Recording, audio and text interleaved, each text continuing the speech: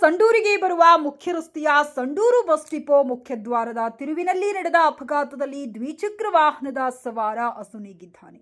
ಮೃತನನ್ನು ಸಮೀರ್ ಪದವಿ ವಿದ್ಯಾರ್ಥಿ ಎನ್ನಲಾಗಿದೆ.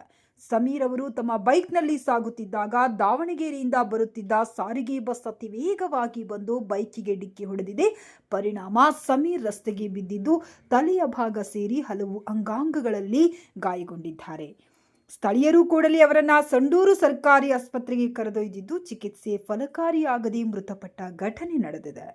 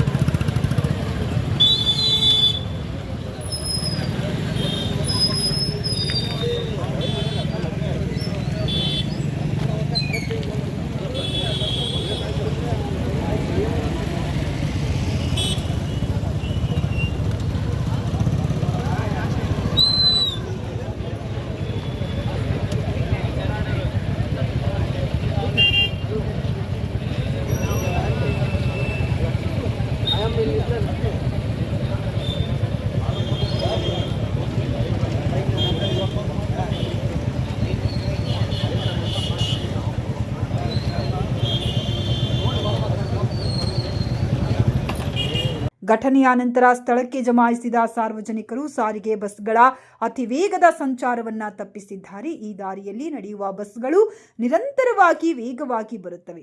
ತಿರುವುಗಳು ಇರುವಂತೆ ನೋಡದೆ ಅಜಾಗರೂಕರಾಗಿ ಚಾಲನೆ ಮಾಡುತ್ತಿದ್ದಾರೆ ಎಂದು ಸಾರ್ವಜನಿಕರು ಆಕ್ರೋಶ ವ್ಯಕ್ತಪಡಿಸಿದರು.